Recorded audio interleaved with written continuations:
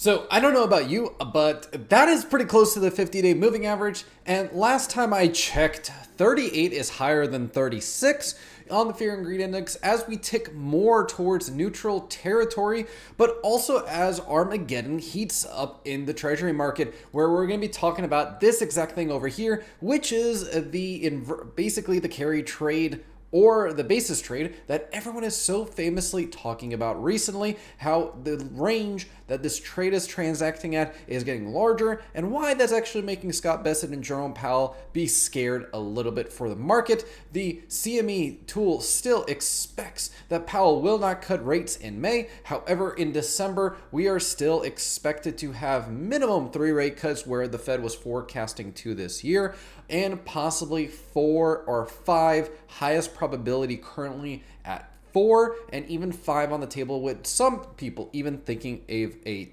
2.1% chance of 6 rate cuts.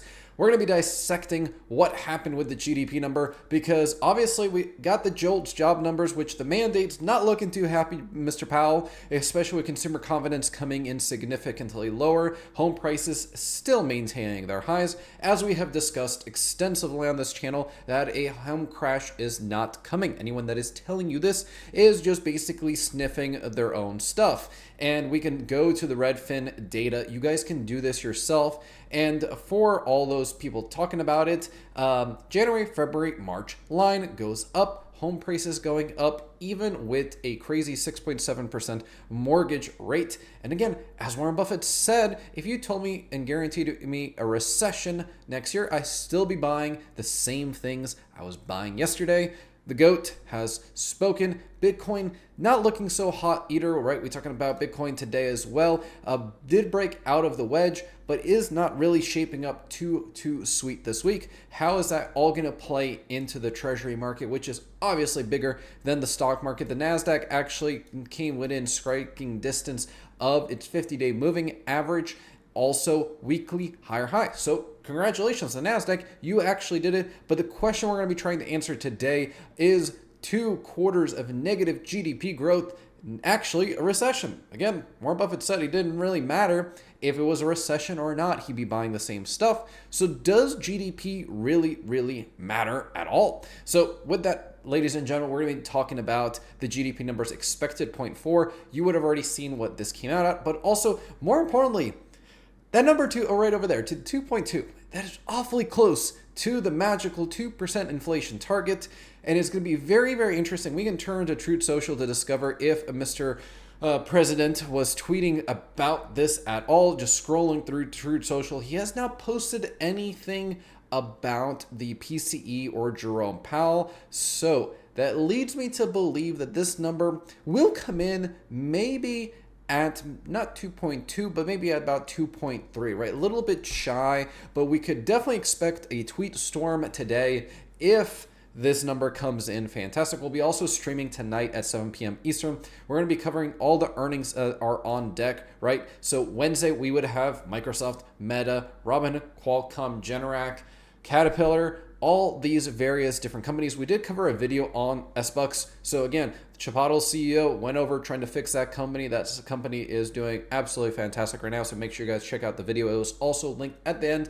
And if you guys wouldn't mind hitting the subscribe button and hitting the like button as well. YouTube has us in YouTube jail for now. So hitting the like button really helps us out tremendously, and possibly consider subscribing to the channel. It doesn't take you much time, and you get more content like this where you can be up to date on recent events along with what the market is doing. We did also put out the weekend deep dive where we went over these exact levels that we're going to be referring to in today's video, specifically the 473 level, which is the weekly higher high in the S&P. It was looking a little sketchy on Monday, but I did call out on the weekend that in this range right here, this 465, and also with the NASDAQ and the Russell, we gave out these levels exactly where we would be expecting to have a pullback to. And voila, the number actually came true. What do you know? Math is math. And going back to it, the 50-day moving average is going to be the ultimate test post-Meta Microsoft earnings. It doesn't really matter what happened today. It matters what the cojones are going to be telling you, right? What is Microsoft doing going into its earnings above the 50-day moving average, which it has not done in quite a significant amount of time, right? When we broke through the last earnings, right? So Flashback to last earnings, we basically cratered below the 200 and 50-day moving average in a single day. So now the question is, now we're above the 50-day moving average for Microsoft. Are we about to get a challenge of the 414 number? That would be an approximate 5% rise in the stock, which is very easy for Microsoft to do on earnings. We saw what Google did, but did not necessarily hold it. So we're going to be looking what the closing price is going to be on Microsoft. Needs to get above 394.65, 20 cents from yesterday's close. Really, again, it matters with the earnings, right? You could close at 410 today. It does not matter until what the earnings price is going to be post earnings, because that's going to be the high volume catalytic event that will determine what Microsoft is going to do. Another company that we love on this channel, Meta, everyone kind of said is going to be horrible. It has not had its time to shine. It's also staying around that weekly high level, like Microsoft kind of consolidating with the two, and it's not really showing much action to the upside, meaning it could be one of those late starters. Meta has had crazy earnings previously when it was running to $7.50 a share. We basically said Meta on earnings is going to be an insane event. So again, this is where the one we want to keep an eye on. The big resistance levels, obviously the weekly higher high, but really 585 is the area that it's going to be major resistance for several reasons. It's the previous high that we established. It's also the 200-day moving average and the 50-day moving average and the annual close going back to 2024 close. So it's just a lot of this price action that has been congested in this area, resulting in a major resistance point, but it could also be an insane pivot point. It could honestly set up a huge reversal on the Meta forming this massive W here. And last but not least, let's talk about the Russell, because again, this is one that was peaking out. It's actually establishing a weekly higher high, getting back above the bear market territory by a slim 9 cents. So we really want to see the Russell advance above 200. That's when we start to see small caps support the bigger mega cap stocks. That allows the bigger back stocks to continue their massive run in the market, lifting up the market. Major kahunas out there, and Qualcomm as well. So that's going to be a key earnings that we're going to be looking out for today. So in addition to those earnings that we mentioned, Qualcomm's going to be like a chip temperature gauge, right? Going into Amazon and Apple the following day. But really the key thing in the morning is going to be this PCE number that is going to set the tone, because the market will demand Jerome Powell to cut rates based on the job numbers not coming in too hot. We do have expectations for job numbers coming in on Friday, and they are not looking warm. So it's going to be very hard for the Fed to make an argument of not cutting rates in May, specifically May, when they see this report. If it comes at 2.2, you were cutting rates when we were going from 3 to 2.8 to 2.6, right? When everything was going hunky-dory for the Fed, we were basically, oh yeah, we can cut rates, the trajectory, we don't have to wait till rates get to 2%. That's going to be, Jerome Powell is coming out and saying that would be a mistake. So is he going to renege on his expectations on previous statements that he made? Is this going to be transitory non-inflation, right? Is that tariffs are, in his mind, are going to cause inflation, and thus due to the tariffs that have not been implemented really, besides only on a certain country that shall not be named.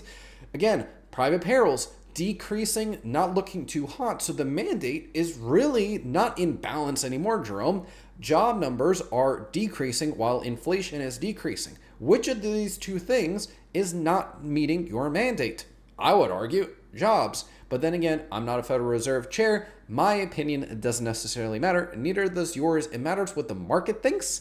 Market's thinking 5 rate cuts right now. And subsequently, what Powell says on the May meeting. Again, the more important one's going to be the June meeting, because it is also an SEP meeting. May is not going to be an SEP meeting where we're not going to get their necessarily forecast for the next subsequent rest of the year. That is going to be the most crucial meeting, because it's going to have all the data analysis in it. It will also have what crude has been doing. All right, what crude has been doing? Cratering like no tomorrow. Like a recession is coming. Even though Jamie Dimon basically saying a recession is the best case scenario, that naturally leads to the QE Infinity comment of Great Depression worst case scenario. So throw in the comment section below what you think is the most likely scenario of everything.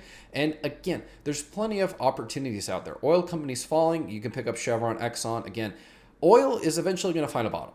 And when it does, you don't necessarily want to be the one trying to snipe the bottom and necessarily miss it. The same way we talked about Bitcoin, right? Bitcoin broke out of this range, consolidating sideways. I said the same thing. Oh, it may retest this 86 number and subsequently then head up towards those higher numbers.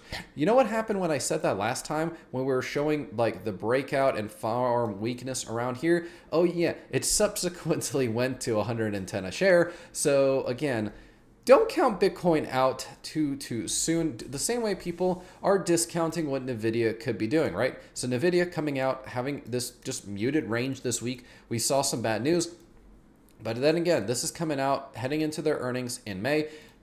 Probably an excellent opportunity to pick up shares of Nvidia trading at an extremely discounted level. 95 to me was a discount opportunity. You got that double bottom right here on Nvidia. It was an absolute insane discount on it. So if you guys want to know more about Nvidia, about different earnings, the Microsoft earnings, the Meta earnings, make sure you guys tune into the live stream tonight, along with check out our latest 2 videos posted over here in the Discord in the top left corner. Again, we're going to be discussing the carry trade in the live stream, so make sure you guys tune into that. I also have the video linked over here explaining what the carry trade is and why it's so important that you need to understand that, so make sure you guys check that out as well. And thank you all so much for watching, and I'll see you in the next one.